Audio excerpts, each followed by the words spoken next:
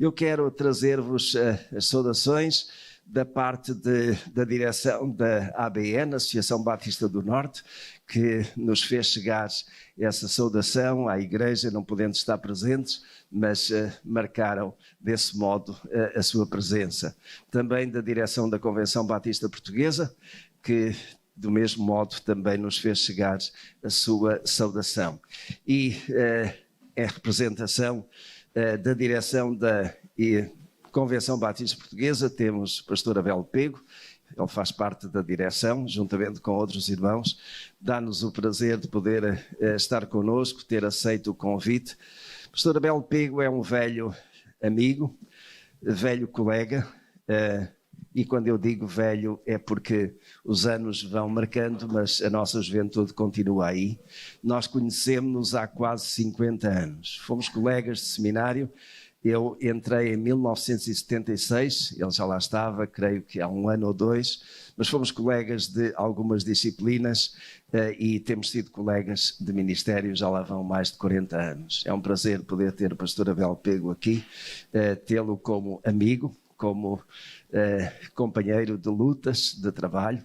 Não quero esquecer de modo nenhum a sua esposa, a irmã Isabel, que está connosco. Eu vou pedir que fique de pé, por favor.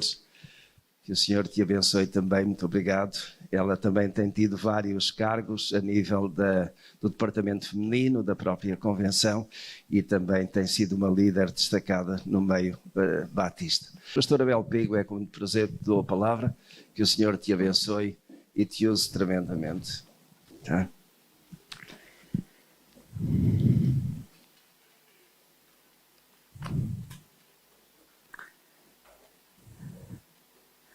Ora, muito bom dia, meus queridos irmãos e amigos. É um grande prazer para mim estar aqui convosco na celebração do vosso 99º aniversário. É qualquer coisa, 99 anos de vida. Por acaso, muito obrigado.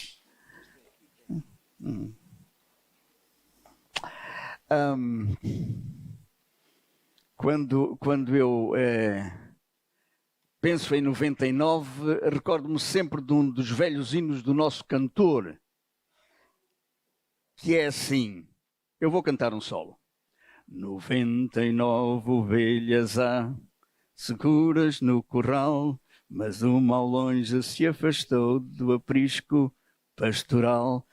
Fico por aqui, o solo fica por aqui. Hein? Mas lembro-me sempre porque, de facto, é um hino que eu gosto imenso.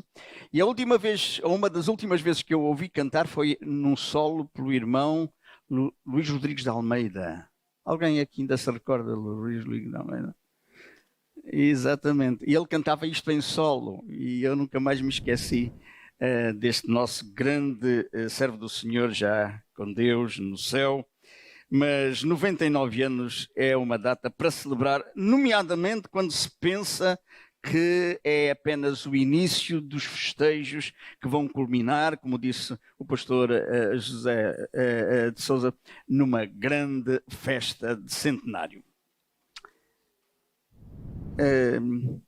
Sabem que Matosinhos e a cidade do Porto têm muito a ver com o meu pai. O meu pai já participava nas reuniões de Matosinhos nos anos 30. Eu sei porque as histórias passam. Ele era aluno do seminário aqui no Porto e de vez em quando ele era convidado como seminarista para visitar e então faz parte também da história da família,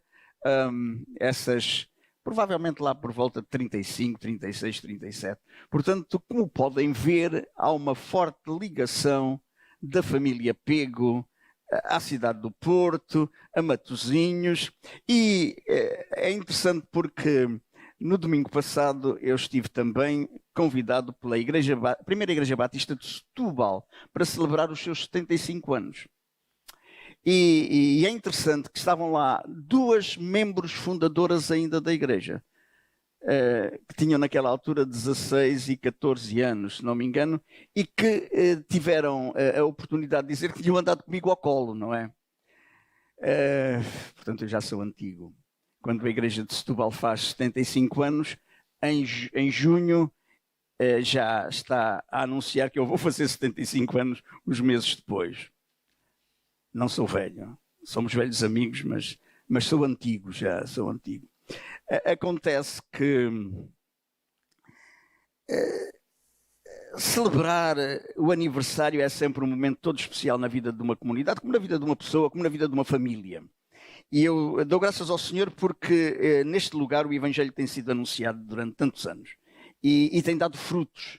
Não só estes frutos aqui, mas, como já foi dito, aqueles que ao longo de toda esta longa vida da Igreja aqui encontraram o Senhor Jesus, aqui testemunharam a sua fé e daqui foram muitas vezes para outros lugares com a mensagem do Evangelho. Aqui há 2 anos o Teatro Nacional de São João celebrou 100 anos.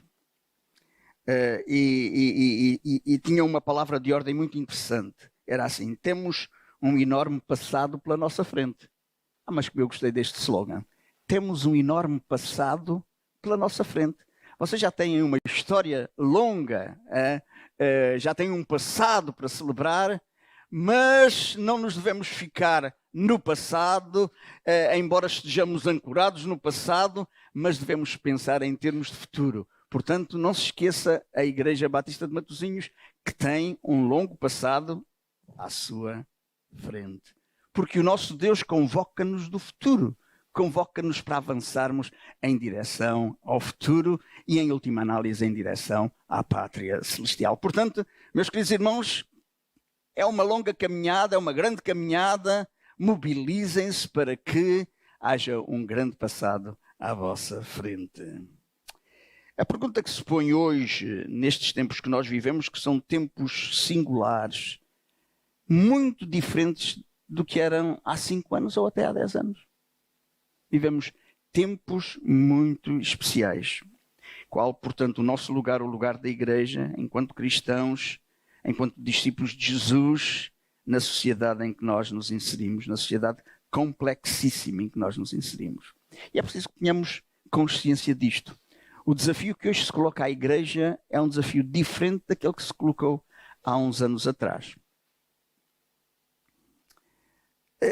Pensem na experiência da pandemia, que ainda estamos a viver de alguma maneira. É por isso que até o nosso pastor está mascarado, não é? Antes nós sempre dizíamos, tirem a máscara. Agora dizemos, ponham a máscara, não é? Mas, como eu costumo dizer muitas vezes, a pandemia foi uma experiência única na história da humanidade. Nunca na história registada dos homens tinha havido uma pandemia como aquela que vivemos nos anos desde 2019, 2020. Porque o primeiro caso desta pandemia aconteceu em dezembro na China, em Wuhan, e 3, 4 meses depois, o mundo todo estava confinado. E estávamos todos cheios de medo e de receio e de incerteza acerca do que ia acontecer. E mesmo as igrejas viveram essa experiência. As igrejas foram fechadas, os crentes foram para casa e, graças ao Senhor, que Ele tinha proporcionado novas tecnologias para que nós pudéssemos chegar aos membros das igrejas e até saíssemos das nossas igrejas e ir mais longe. Isto aconteceu porque nos últimos 10 anos uma grande revolução tecnológica aconteceu que transformou totalmente o mundo em que vivemos. Vocês não têm consciência, mas eu tenho. Todos temos consciência. Nos smartphones que nós temos, não é? É uma das coisas que ainda me impressiona, que eu faço uma chamada vídeo para o Brasil e uns queridos amigos estão lá a 8 ou 10 mil quilómetros, aparecem-me e falamos como se estivéssemos ali. E eu penso assim, milhares ou milhões de chamadas ao mesmo tempo, tudo ligados a satélites que andam no ar e não se misturam. Está tudo tão bem ordenado, tão bem organizado. Portanto, nós vivemos uma revolução tecnológica que nunca tinha acontecido na história da humanidade. Estamos mais perto, mais ligados. Muitos até, através dos likes, têm amigos que nunca mais acabam. Amigos virtuais. Portanto, vejam bem como nós estamos num tempo complexo. Então, qual é o lugar da igreja, qual é o lugar de cada um de nós neste mundo complexo. Vamos, em breves momentos e em breves pinceladas, tentar responder àquilo, a uma das possíveis respostas. Precisamos, sem dúvida, de uma igreja firme nas suas convicções, nos seus princípios e nos seus valores. E estes princípios, valores, alicerçam-se na palavra de Deus. A palavra que sair da minha boca, diz o profeta Isaías, diz Deus através do profeta Isaías, a palavra que sair da minha boca não voltará para mim vazia, mas fará o que me apraz e prosperará naquilo para que a designei. Este texto foi escrito provavelmente há 2700 anos, mas ainda hoje é de enorme atualidade. A palavra que sai da boca de Deus não voltará para ele vazia, mas fará o que me apraz e prosperará naquilo para que a designei. A palavra de Deus chega a nós de três maneiras. A primeira palavra de Deus é a pessoa de Jesus Cristo. Nós lemos lá em João 1, e no princípio era o Verbo, e o Verbo estava com Deus, e o Verbo era Deus, ele estava no princípio com Deus, e todas as coisas foram feitas por ele. E este Verbo, esta palavra, este Logos de Deus, é sem dúvida a pessoa de Jesus Cristo, que já vimos aqui hoje ser celebrada com entusiasmo e que deve ser e continuará a ser. Portanto, a primeira palavra de Deus é a palavra viva. É a pessoa do Senhor Jesus Cristo. E tudo se reconduz sempre a esta palavra viva que promete estar connosco todos os dias até à consumação dos séculos. Um dia o Senhor Jesus, quando estava prestes a subir ao céu, diz: é-me dado todo o poder no céu e na terra. Portanto, ide, fazei discípulos em todas as nações, batizando-os em nome do Pai e do Filho e do Espírito Santo, como acabamos de testemunhar, ensinando-os a guardar todas as coisas que eu vos tenho mandado. E eis que estou convosco todos os dias, até à consumação dos séculos. Portanto, ele continua a estar connosco hoje aqui, a palavra viva. Mas também nos deixou a palavra escrita. O Salmo 19, o Salmo 119 falam desta palavra e dos mandamentos do Senhor e dos preceitos do Senhor, que são mel, que são ensinamento, que são vida para nós. E também é interessante, o próprio Salmo 19, no versículo 1, diz: os céus manifestam a glória de Deus e o firmamento anuncia a obra das suas mãos. É também a natureza a falar-nos, sendo palavra de Deus. Portanto, a linguagem de Deus surge-nos de três maneiras: na pessoa do Senhor Jesus, na escritura que temos, a Bíblia Sagrada, e também na natureza, que às vezes nos fala com tanta força e com tanto impacto. Portanto, nós hoje, como Igreja do Senhor Jesus Cristo, devemos encontrar as nossas convicções, ou alicerçar as nossas convicções, os nossos princípios e os nossos valores nesta palavra que se manifesta destas três formas, não é?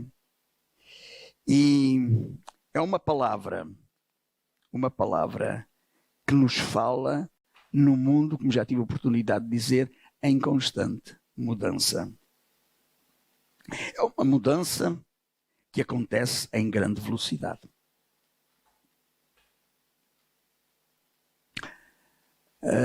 Estão aqui um bom grupo de irmãos nossos brasileiros, mas para os portugueses, mas também para alguns brasileiros que têm estado connosco já há uns anos. Reparem bem, já ouviram falar na austeridade? Quem aqui já ouviu falar na austeridade? Provavelmente muita gente. Eu já ouvi falar muitas vezes e em muitas alturas na austeridade, mas ali entre 1909, 1911, 12, nós vivemos um período de grande austeridade. Depois veio um período assim de recuperação, enfim, e estávamos todos entusiasmados que agora é que ia ser, Portugal ia sair da bancarrota e não sei afirmar-se. E então o que é que aconteceu? Veio-nos a pandemia. E tudo mudou na Europa e tudo mudou no mundo. E quando estávamos agora prestes a superar a pandemia e a pensar que agora é que vai ser, veio-nos aquilo totalmente inesperado. A maior das tragédias que está a acontecer hoje na Europa é que todos nós vemos entrar nos nossos televisores, pelas nossas casas, a guerra na Ucrânia. Que tragédia! Reparem, no mundo em mudança, em rápida mudança, no mundo de grandes incertezas, no mundo de grandes inseguranças, no mundo de grandes imprevisibilidades. E a Igreja tem de estar preparada para responder a este mundo, para testemunhar neste mundo e para ser bênção neste mundo. Estão vocês preparados, meus queridos irmãos? Neste mundo em mudança, neste mundo em que às vezes nós nos perguntamos o que é que está a acontecer ou o que é que vai acontecer.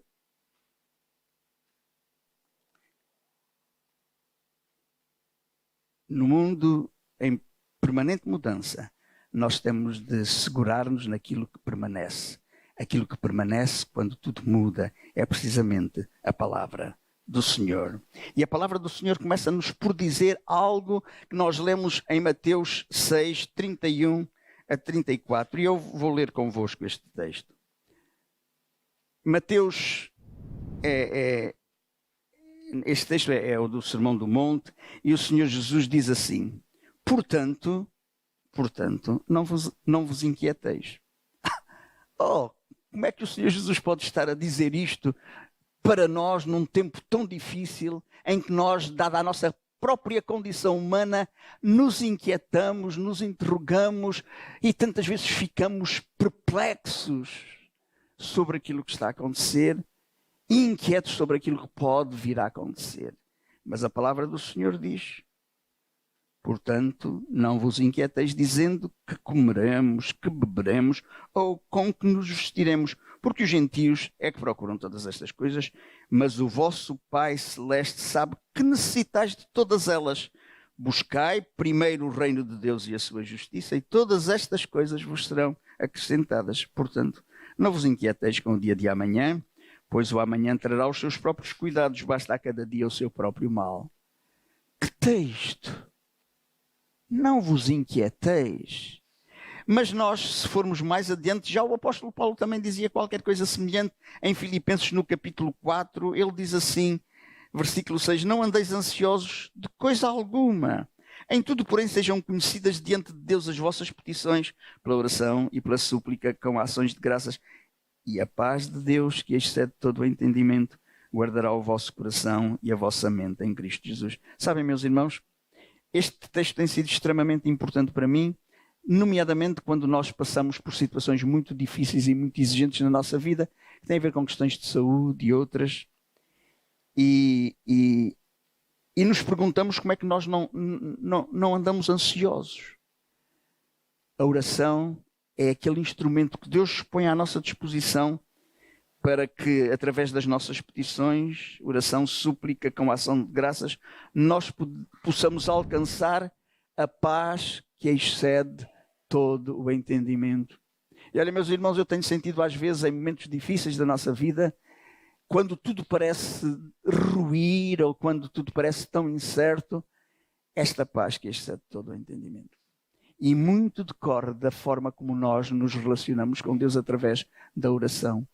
Sabem, nós oramos não para informar Deus de coisa alguma. Deus sabe todas as coisas. Nem para fazermos um lobby ou tentarmos mudar a mente de Deus. Não. Deus conhece tudo antes de nós formularmos as nossas orações.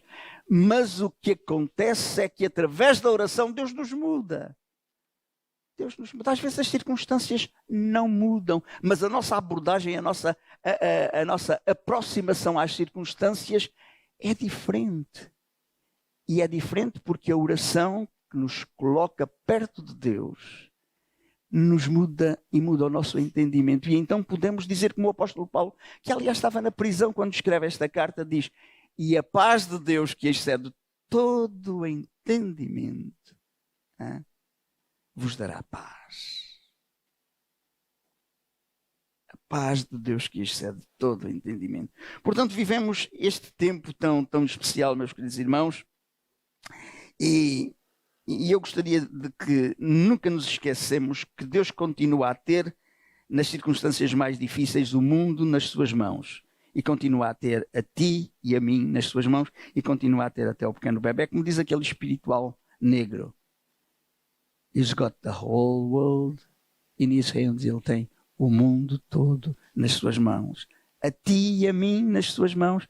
The little baby, o pequeno bebé, nas suas mãos. Nunca nos esqueçamos disto. Nos momentos mais difíceis, quando nós não entendemos. Quero-vos dizer aqui para nós que ninguém nos ouve, que eu tenho uma lista de perguntas a pôr a Deus quando chegar ao céu. porque continuo a ter dúvidas e continuo a ter interrogações, mas um dia eu sei que elas serão respondidas. A mente de Deus está para além de tudo aquilo que nós possamos entender e devemos, mesmo quando não entendemos, aceitar. Quantas pessoas, meus queridos irmãos, irmãos nossos das igrejas evangélicas e batistas lá na Ucrânia, estão a viver vidas de grande desespero, deixando as suas casas arruinadas, bombardeadas, deixando os maridos, deixando os filhos e indo para não sabem o quê. Eu muitas vezes penso isso quando estou no conforto do meu sofá a assistir a todas aquelas tragédias. E digo, como é que eu reagiria? Como é que nós reagiríamos? Damos graças a Deus e levamos uma oração ao Senhor, tem compaixão, porque nós às vezes somos impotentes e sentimos a frustração de não podermos corresponder ou responder a tudo que nos é colocado na nossa frente. Mas não se esqueçam, que mesmo nestes momentos de desespero, Deus continua a ter o mundo nas suas mãos e Ele tem o controle definitivo. Portanto, isto nos leva a 1 Coríntios 15:58. Portanto, diz o apóstolo Paulo, meus amados irmãos, sede firmes e constantes, sempre abundantes na obra do Senhor, sabendo que o vosso trabalho não é vão no Senhor. Sede firmes, precisamos de ter firmeza, resiliência, como hoje se diz, na afirmação dos nossos próprios princípios, valores, das nossas convicções cristãs, socorrendo-nos da presença do Espírito do Senhor, porque é Ele que conduz a igreja nos momentos difíceis, porque é Ele que conduz a igreja nos momentos de euforia. Ele quer estar presente e quer orientar as nossas vidas e as nossas decisões. Mais do que isso, o apóstolo Paulo diz que o Espírito Santo é intercessor e intercede por nós, aperfeiçoando as nossas orações com gemidos inexprimíveis. Esta é a ação do Espírito do Senhor e este Espírito é aquele que nos ajuda a alicerçar a nossa fé. Sem fé é impossível agradar a Deus. Podíamos falar muito sobre a fé, mas não se esqueçam, sem fé é impossível agradar a Deus. É o firme fundamento das coisas que não se veem e a prova das que se esperam, como diz lá em Hebreus capítulo 11, versículo 1. Fé. Mas também esta fé produz em nós esperança. E esperança tem a ver com o futuro. Nós não temos esperança no passado. A esperança abre-nos a porta do futuro e faz com que nós possamos encarar o futuro na nossa vida pessoal, na vida das nossas famílias, na vida das nossas igrejas, na vida dos nossos países, com esperança. Que as coisas possam melhorar, mas se não melhorarem, ainda com a convicção de que temos em nós a força espiritual, a força emocional e às vezes até a força física para avançar em direção ao futuro. Não se esqueçam, como disse no princípio, e citando o slogan do Teatro de São João, no seu centenário, temos um grande passado à nossa frente. Mas também uma das coisas que nós aprendemos na palavra do Senhor e que nos ajuda nestes tempos de dificuldade e de incerteza e de imprevisibilidades é a graça maravilhosa do Senhor Jesus. Pela graça somos salvos por meio da fé e isto não vem de vós, é um dom de Deus. A graça maravilhosa. Há pouco cantamos um hino que nos fala precisamente do filho pródigo. O filho pródigo é aquele que foge da casa do pai, mas volta, e todo porco e sujo é recebido pelo pai de braços abertos, não é? E o pai não lhe cobra nada, não lhe diz, meu grande malandro, eu não te disse que tudo isto ia acontecer, não. Ele recebe-nos em graça, em perdão, em reconciliação. Isto é fundamental na nossa vida pessoal. Sentirmos a graça do Senhor, sermos capazes de perdoar, sermos capazes de nos reconciliar. Isto é o essencial da fé. Aliás, o apóstolo Paulo diz que a nós nos foi dado o ministério da reconciliação. O ministério do perdão. Sabem que o perdão é fundamental na vida do cristianismo. O Senhor Jesus diz logo depois de nos apresentar a oração do Pai Nosso, onde diz: e perdoa-nos as nossas faltas como nós perdoamos àqueles que têm atuado mal contra nós. Ele diz: porque se vós não perdoardes, também o vosso Pai do céu vos não perdoará a vós. O perdão é fundamental, mas é também saudável, é uma das melhores terapias. Se nós andamos cheios de azedume e de zanga contra alguém, meus queridos irmãos, esse alguém às vezes nem sabe, mas nós é que andamos moídos dentro de nós. Isto nos cria às vezes problemas psicossomáticos. E estamos doentes e não sabemos porquê. Porque não conseguimos perdoar. Porque alguma coisa nos impede. E uma das mensagens fundamentais do Evangelho, centralíssima, é precisamente o perdão e a reconciliação e a paz. E a paz. A paz, como já vimos, que excede todo o entendimento. O Senhor Jesus disse: deixo-vos a paz, a minha paz vos dou. Não vos la dou como o mundo a dá, não se turbe o vosso coração, nem se atemorize. A paz é uma das nossas grandes propriedades espirituais, digamos assim. Uma das grandes características da nossa fé. A paz que excede todo o entendimento, a boa vontade. Sabem que a mensagem do Senhor Jesus quando nasceu, a mensagem do nascimento de Jesus é boa vontade, paz na terra e boa vontade entre os homens. Agora, meus irmãos, vamos lá ver. Às vezes nós estamos cheios de má vontade. Má vontade contra aquela pessoa, má vontade contra o patrão, má vontade contra os empregados, má vontade contra os governantes, andamos cheios de má vontade. E o que nós somos solicitados, aconselhados a viver é boa vontade. E vamos ter uma boa reserva de boa vontade. Não porque nós tenhamos essa capacidade, mas porque o Espírito Santo de Deus nos dá a possibilidade de armazenarmos boa vontade. E às vezes a boa vontade parece que se esgota. Vejam lá, o Senhor Jesus diz que se alguém vier ter até vocês no mesmo dia 7 vezes pedindo perdão, no mesmo dia 7 vezes vocês lhe devem perdoar. Eu às vezes digo: meu Senhor, espera aí, se alguém vem até mim uma vez, sim, senhor, eu te perdoo, 2 vezes eu te perdoo, 3 vezes eu te perdoo, a 4ª vez, a 5ª vez eu digo assim: opa, desampara-me a loja, pá. 7 vezes é demais. Mas é isto que o Senhor nos diz, que nós devemos perdoar sempre 70 vezes 7, não é? Porque perdoar nos ajuda a nós. É nós que somos abençoados. Aliás, há estudos até em termos hospitalares e em termos daquilo que o perdão produz de bem na vida das pessoas. E aquilo que o ódio, o conflito, o ressentimento destrói na vida da gente.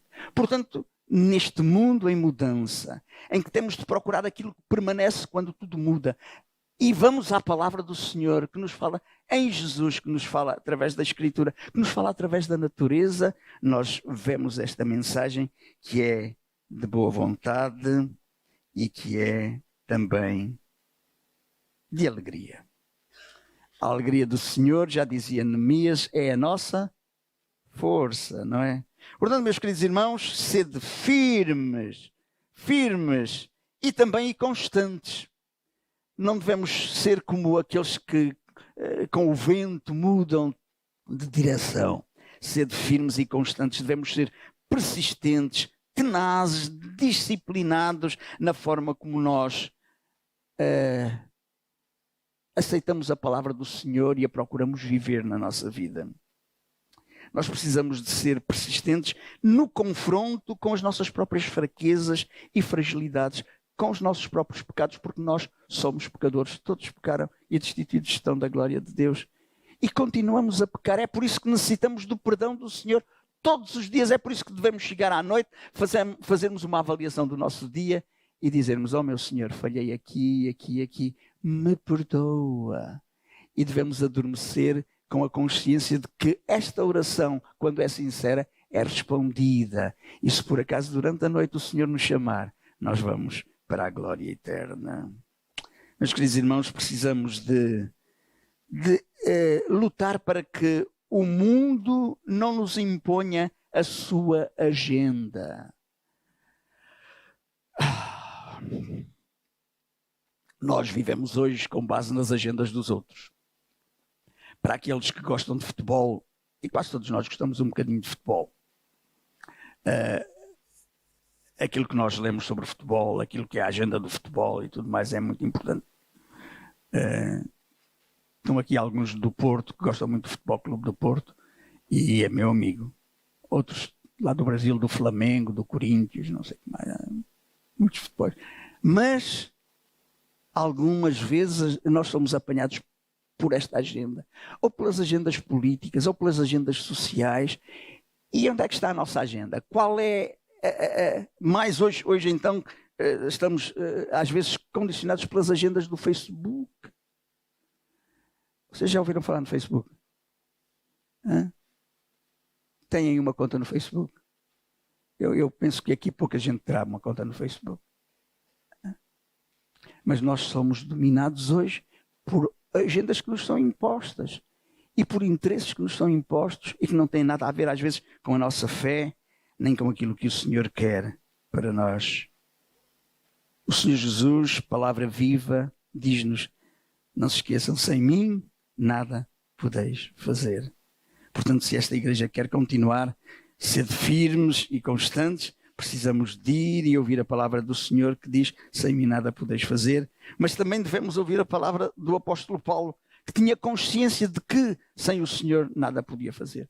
O apóstolo Paulo tinha um espinho na carne, todos nós conhecemos esta história, e durante 3 vezes, provavelmente durante temporadas, ele orou pedindo para que o Senhor lhe tirasse aquele espinho na carne que o impedia de realizar o trabalho. Ele provavelmente argumentava assim com o Senhor: Senhor, tu sabes como eu sou um indivíduo entusiasmado com a mensagem do Senhor Jesus, como eu fui apanhado lá na estrada de Damasco, como eu quero anunciar e estou aqui incapaz nesta cama, neste lugar. Senhor, me cura, me dá forças. E o Senhor: não. Orou 2ª vez, a mesma oração e tudo mais. E o Senhor, nosso Deus, respondeu: não. E mais uma vez ele orou e o Senhor disse: não. E aí o apóstolo Paulo começou a pensar que alguma coisa era importante neste não de Deus. E ele compreendeu aquilo que o Senhor lhe disse: a minha graça te basta, porque o meu poder se aperfeiçoa na tua fraqueza. O apóstolo Paulo era um homem de grande força anímica, de grande força pessoal. Eu fico impressionado com aquilo que o apóstolo Paulo construiu nas poucas décadas em que ele andou por tudo o que era o Império Romano, a pé muitas vezes. Ele sofreu perseguições, açoites, naufrágios, tudo isto está descrito nas suas cartas. Mas ele nunca desistia, ele sempre avançava.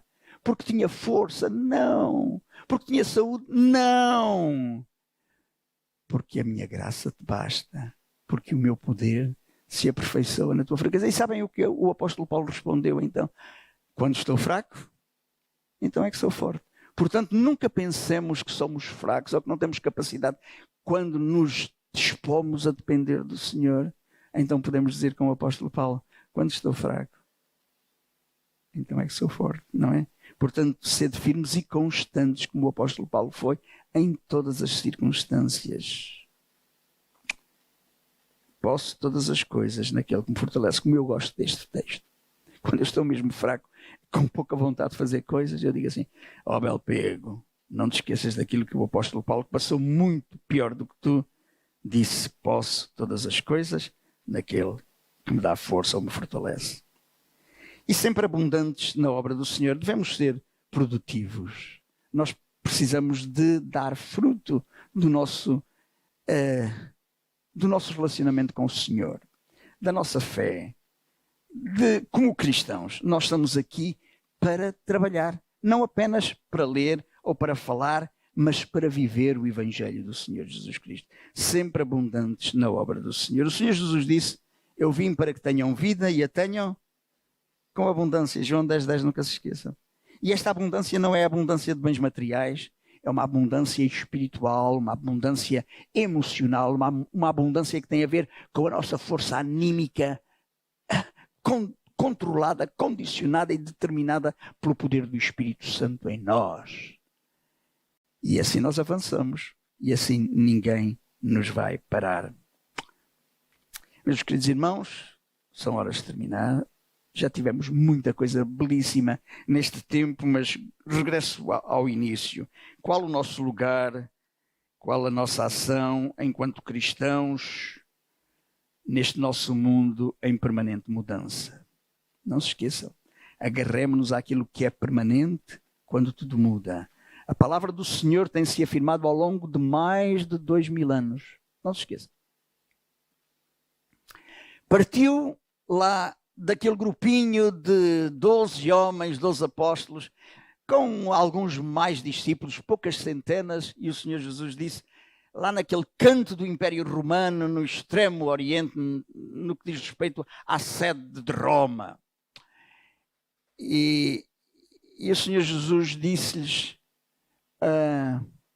e ser-me-eis testemunhas, tanto em Jerusalém, como em toda a Judeia e Samaria e até aos confins da terra. Mas disse antes, recebereis o poder do Espírito Santo, que há de vir sobre vós, e ser-me-eis testemunhas.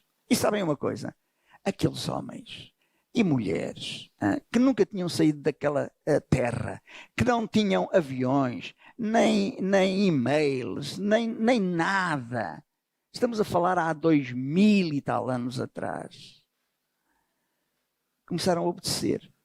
E foram, muitas vezes fugindo a perseguições, mas levando sempre a mensagem do Senhor Jesus.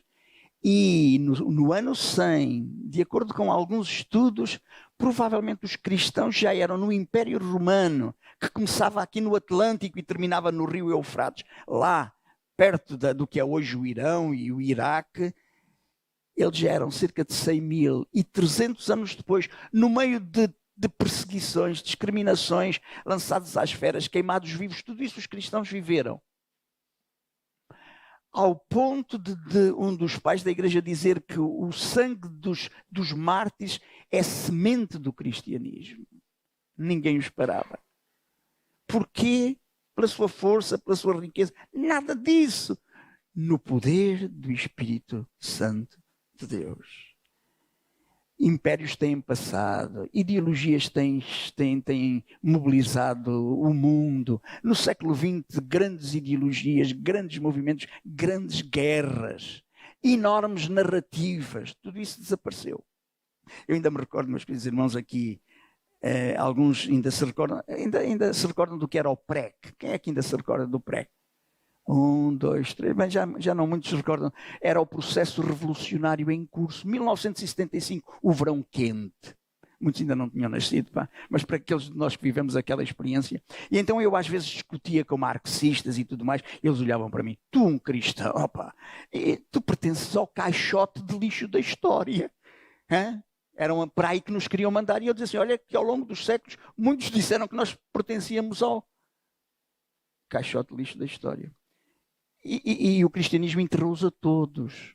E não tarda nada que vos enterrem a vocês. Não foram muitos anos depois, em 1989, toda a União Soviética com a sua ideologia implodiu. Nem explodiu, implodiu. Está lá um outro malandro para a frente, um criminoso, mas implodiu. E aqueles que me diziam que o cristianismo era o caixote de lixo da história, alguns terminaram em belíssimos cargos dentro dos novos partidos que entretanto surgiram. Isto só para vos dizer como tudo muda, mas a palavra do Senhor permanece. E não tenham dúvidas que muitas coisas vão mudar nos próximos 10 anos, no próximo ano. Mas aquilo que permanece é a mensagem do Senhor Jesus. Tem já a durabilidade de mais de 2000 anos. E se formos juntar aquilo que vem desde Abraão, temos lá mais 4000 anos. E a mensagem continua. E nós somos a prova provada aqui nesta igreja, neste momento, de que tudo passa. Mas nós, os cristãos, continuamos. E a igreja do Senhor Jesus Cristo continua. O Senhor Jesus Cristo disse, as portas do inferno, da morte, não prevalecerão contra a igreja de Cristo. Não se esqueçam disto. Nós não estamos sós. Nós somos parte daquela grande corrente, daquela grande força, que muitos querem destruir e que pensam que destroem. Mas qual fênix renascida sempre desabrocha novamente. Os céus e a terra passarão, mas as minhas palavras não hão de passar. Amém? E que esta igreja possa apoderar-se desta mensagem e nunca desistir de a viver e proclamar.